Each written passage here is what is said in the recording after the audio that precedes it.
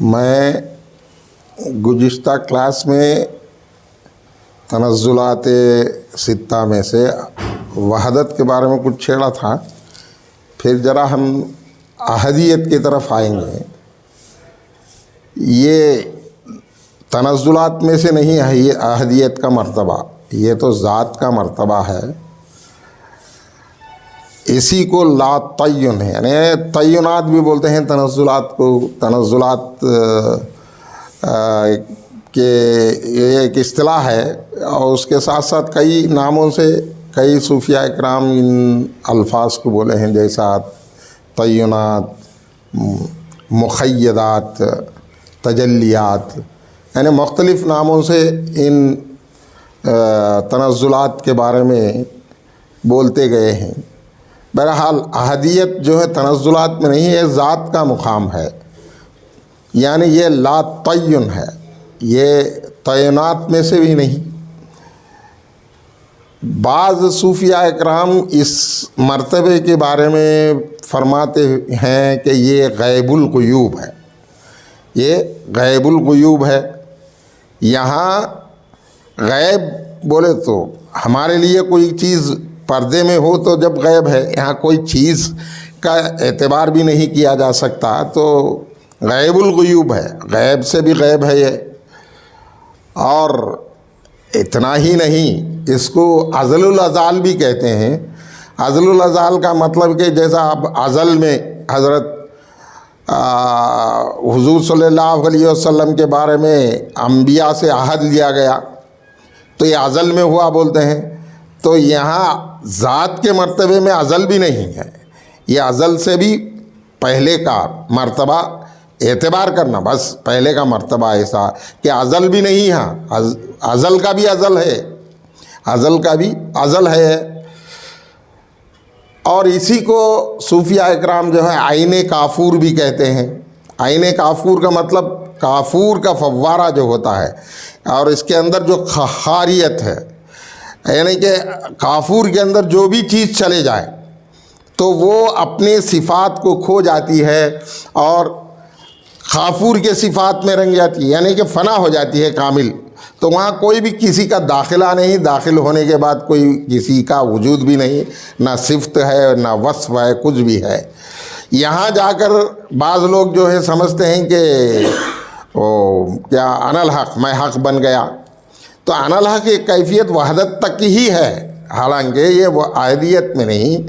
تو بعض لوگوں کا، بعض صوفیاء اکرام کہتے ہیں کہ یہ احدیت کا مرتبہ جو ذات کا ہے، دور سے اس کی معرفت حاصل ہوتی ہے. کہ وہاں جا کر اس میں ڈوب کر کوئی بھی اب معرفت حاصل نہیں کر سکتا، اس لیے کہ یہ تعینات سے پاک ہے اور ہر چیز سے پاک ہے. اتنا ہی نہیں، اس کو جو ہے منقطع الوجدان بھی کہتے ہیں. منقطع الوجدان کا مطلب نہ یہاں ذاتی وجدان ہے نہ صفاتی وجدان ہے، یعنی کہ نالج، دیر از نو، وی کی ناٹ ڈیفائن نالج ہیئر. یہاں جو علم اللہ کا ہے، جیسا ہے ویسا ہے، جیسا وہ پہلے تھا اب بھی ویسا ہے. الآن کما کان، یعنی کہ ہر آن وہ جیسا ہے ویسا ہی ہے، اس میں کوئی تغیر نہیں. اور یہاں اسی کو منقطع الاشارات بھی کہتے ہیں. منقطع الاشارات یعنی ہم اشارے سے بھی اگر کچھ چیز کو سمجھنا چاہے یا کہنا چاہے تو یہاں اشارے بھی ختم ہو جاتے ہیں، تو اشارات بھی نہیں یہاں. اور یہاں اسی کو جو ہے صوفیاء اکرام مجہول النعت بھی کہتے ہیں. نعت تحت کلام ہے، کلام کی ضرورت ہے نعت کے لیے، اور اسم کی ضرورت ہے، نہ یہاں اسم ہے نہ کلام ہے، اس لیے یہ مجہول النعت بھی کہتے ہیں اس کو. اتنا ہی نہیں، اس کو کیا بولتے ہیں کہ غیب المسکوت عن بھی بولتے ہیں. یعنی کہ غیب المسکوت عن کا مطلب ہے سکوت. سکوت کا مطلب ہے سائلنس، یعنی کہ کوئی لفظ نہیں. سکوت کی ضد کلام ہے. کلام کے لیے پھر جو ہے ضرورت ہے نعت کی، یعنی اسم کی. تو نون there should be some noun for not to be praised. Here there is no noun, no is, no characteristic feature. You cannot explain the characteristic features of this stage. So इसलिए इसको क्या बोलते हैं, गैबुल मस्कूत अन्ना भी बोले।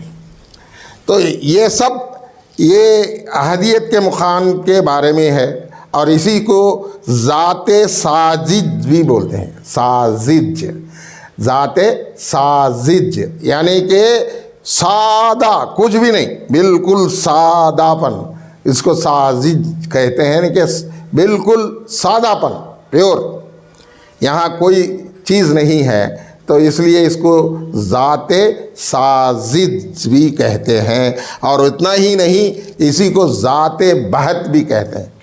बहत का मतलब है खालिस, खालिस ज़ात, खालिस ज़ात। अब वो उसके सिफ़ात के साथ जैसा है वैसा है। हमारा यकीन और अक़ीदा ईमान ये है कि अल्लाह की ज़ात जैसी है वैसी है, मा सिफ़ात है, उसके सिफ़ात के साथ। उसके सिफ़ात कैसे हैं वही जाने।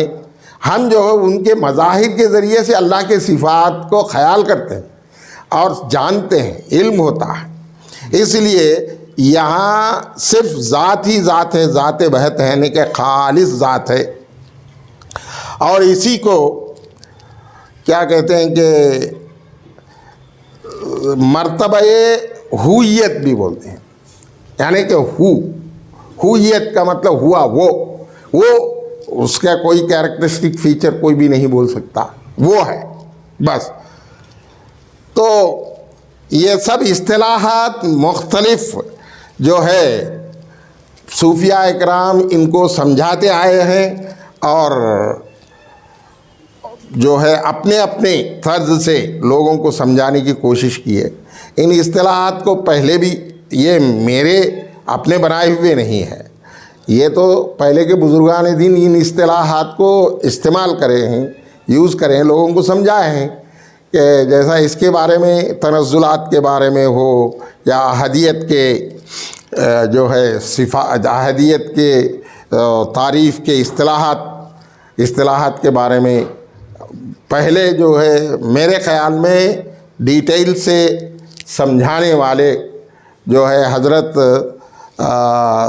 शाह सैयद मोहम्मद शौक़ी साहब, ये हैदराबाद दक्कन के हैं, कि ये इनका सिलसिला अभी चलता है कि उनके सिलसिले में ये जारी है। उनकी एक किताब है सिर्रे दिल बरा, इसमें इन इस्तिलाहात की वजाहत है थोड़ी बहुत। इसके अलावा तनज़्ज़ुलात के बारे में और उन इस्तिलाहात के बारे में मौलाना मेरे ख़याल में ये भी अच्छा जो है समझाए हैं।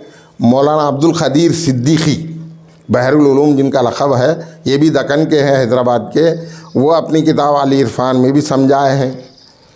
इसके बाद जो मेरे जहन में मैं जैसा मुताला किया, उसमें डॉक्टर मीर वलीउद्दीन अपनी किताब कुरान और तसव्वुफ़ में भी थोड़ा समझाए हैं। वहदत के मुकाम के इस्तिलाहात, वहदत के मर्तबे के इस्तिलाहात के बारे में कई लोग कई किस्म से समझाएँ, वो डिटेल से हम समझाएंगे। ये अहदियत के ये है, तो हमारे बुज़ुर्गों से जो हमें अहदियत के ये भी जो है मेरे ख़याल में एतबारात ही हैं, और बुज़ुर्गान दीन इसको समझाए हैं कि अहदियत में 4 मरातिब बताए हैं। ये भी एतबारात हैं, कैसा है क्या है अल्लाह ही जाने, वो अल्लाह को इल्म है, वो जैसा है वैसा है। इस पर हमारा अक़ीदा है, इस पर हमारा अक़ीदा है। तो अहदियत के 4 मरातिब बताए हैं, ऊपर से नीचे तक। हुइयत यानी कि नीचे से अगर ले तो माबूदियत, और नेक्स्ट स्टेप रुबूबियत, नेक्स्ट उलूहियत, और उसके बाद हुइयत। ये हुइयत को ही या नहीं तो लाहूत और जो है हुइयत को मिलाकर बाहूत या लाहूत भी कहते हैं। तो इस्तिलाहात हैं। बहरहाल ये ज़ात का मर्तबा है, इसके बारे में तफसीलात जहाँ जहाँ हो सके मैं इंशाअल्लाह वो समझाने की कोशिश करूँगा, जहाँ तक जो है ज़रूरी है। तो यहाँ ज़ात का मर्तबा ये समझो कि अहदियत جو ہے ذات کا مرتبہ ہے، وہاں سے اللہ تعالیٰ اپنے آپ کو ظاہر کرنا چاہا اور اپنے آپ کو پہچانوانا چاہا تو نزول فرمایا۔ نزول کا مطلب یہ ہے کہ نزول سے مراد اللہ نیچے نہیں آیا جیسا انسان اوپر سے نیچے آتا ہے۔ اللہ جہاں ہے وہاں ہے، جیسا ہے ویسا ہے، اس پر ہمارا عقیدہ ہے۔ نزول کا مطلب ہے اس کی توجہ یا اس کی تجلی متوجہ ہوئی، یعنی اس کی تجلی جو ہے نزول فرمائی۔ یہ اس کا مقصد ہے کہ اللہ اتر کر نہیں آیا، اللہ جیسا ہے ویسا ہے۔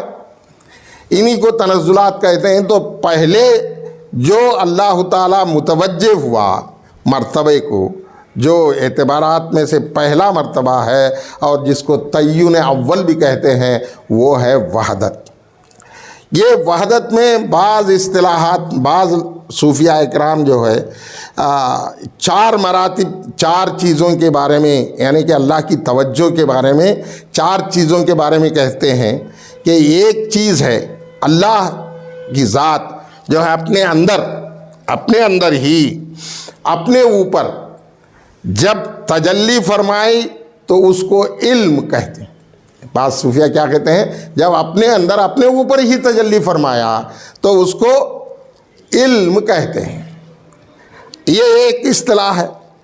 اور دوسری اصطلاح جو ہے وہ جب اللہ تعالیٰ اپنے اوپر ہی اپنے اندر ہی نظر فرمایا تو وہ نور ہوا۔ اس کو کیا بولتے ہیں؟ نور، یعنی اپنے اندر نور یعنی نظر فرمایا تو اس کو نور کہتے ہیں۔ اور تیسری چیز جو بزرگان دین کے اصطلاحات میں آتے ہیں، وجود، جو اپنے اندر ہی اللہ تعالیٰ اپنے آپ کو پایا۔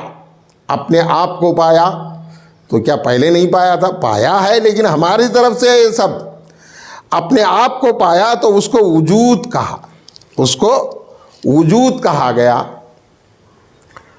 اپنے ساتھ جو ہے اپنے حضور کو، اپنے حاضر کو، اپنے حضور کو پایا۔ اور بھی اصطلاحات میں ایکسپلینیشنز الگ الگ ہیں جس کو شہود کہتے ہیں۔ یہ 4 اصطلاحات ایک نظریے میں ہیں۔ اس کی بھی جو ہے وضاحت ڈاکٹر میر ولی الدین اپنی کتاب قرآن اور تصوف میں، اور شوقی صاحب بھی کرے ہیں اس کی، اور اس سے آگے بھی کہے ہیں۔ اس سے آگے ان تنزلات کے تفصیلات، اسبات جو ہے الفاظ الگ الگ ہیں، لیکن تفصیلات جو پہلے جو آتے ہیں یہ میرے خیال میں پہلے سے بھی ہے، لیکن ان کو ایک ترتیب کے ساتھ ایکسپلین کرنے والے پہلی بار جو محی الدین ابن العربی ہے۔ محی الدین ابن العربی ہے، لیکن بعض لوگ ان کے اوپر جیسا ابن تیمیہ جو تنقید کی ہے تو ان کی تنقید کو لے کر بعض لوگ جو ہے ان کو گمراہ کرنے والے بھی ہیں۔ اب تو آج کل میں 2 اسکول آف تھاٹ ہیں۔ میں کسی اسکول آف تھاٹ سے کوئی لگاؤ نہیں بھائی، میں تو جیسا عقیدہ رکھنا ہے اہل سنت کا اور آئمہ کے اوپر میں مخلد ہوں، پورے آئمہ کو مانتا ہوں، آئمہ کی تقلید کرتا ہوں۔ میں امام اعظم ابو حنیفہ رحمۃ اللہ علیہ کی تقلید کرنے والا ہوں، نہ کسی فرقے سے مجھے کوئی رغبت ہے، لیکن ہر چیز جہاں بھی اچھی ہے اسے لے لو، یہ میرا مسلک ہے۔ اس لیے کہ حضور اقدس صلی اللہ علیہ وسلم فرماتے ہیں کہ جہاں بھی اچھی چیز ہو تو اسے لے لو، اس لیے کہ یہ مسلمان کا کھویا ہوا جوہر ہے، تو لینا ہے۔ ان بحثوں میں، اختلافات میں پڑھ کر اپنے وقت کو، اپنے دماغ کو خراب کرنا نہیں۔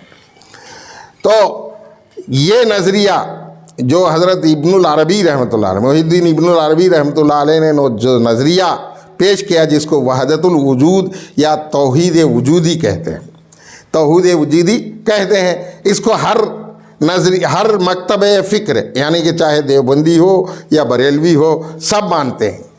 اعلیٰ حضرت احمد رضا خان صاحب بریلوی رحمۃ اللہ علیہ ہو یا اکابرین دیوبند کے جو بڑے مانے جاتے ہیں، اشرف علی صاحب تھانوی رحمۃ اللہ علیہ ہو، وہ بھی مانتے ہیں کہ اس نور کے نزول کے بارے میں۔ بعض لوگ، افسوس یہ ہے کہ بعض لوگ جو کہ حضرت حکیم الامت اشرف علی صاحب تھانوی رحمۃ اللہ علیہ کے ماننے والے، انہوں خود جو ہے حضور اقدس صلی اللہ علیہ وسلم کے نور کی خلاف کرتے ہیں، آپ کو نور ہونا، حالانکہ حکیم الامت نے حضور صلی اللہ علیہ وسلم کے نور ہونے کے بارے میں بہت کچھ وضاحت کی ہے۔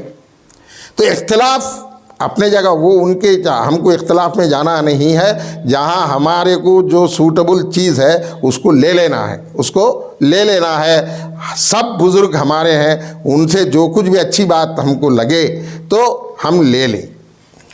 ہم جو اہل سنت والجماعت کے عقیدے کے ہیں، سنت پر عمل کرنے والے ہیں، پورے ائمہ کی تقلید کرنے والے ہیں، تو اس لیے ہم کو ہر چیز جو بھی اچھی ہے لے لینا ہے۔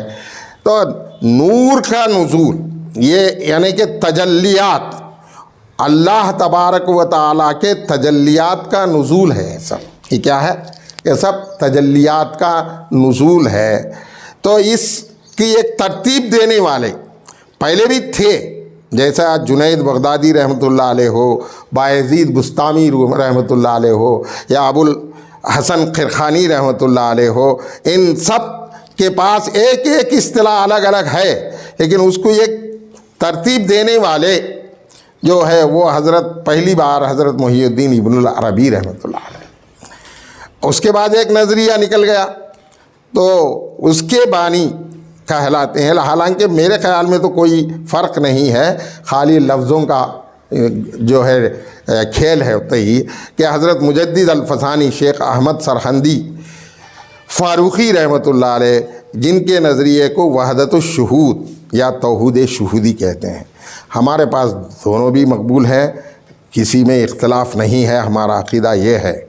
بہرحال حضرت محی الدین ابن العربی رحمۃ اللہ علیہ کے پاس جو وجود جس کو کہا گیا ہے، یعنی وجود کے معنی جیسے اصطلاح میں وجود ہے، یعنی مخلوق کے بارے میں جب کہتے ہیں کہ وہ وجود نہیں ہے، یہاں وجود غیر مخلوق، اس وجود کو حضرت محی الدین ابن العربی رحمۃ اللہ علیہ اس وجود کے بارے میں کہتے ہیں کہ یہ ایک لفظ استعمال کرے، ثبوت۔ کیا ہے؟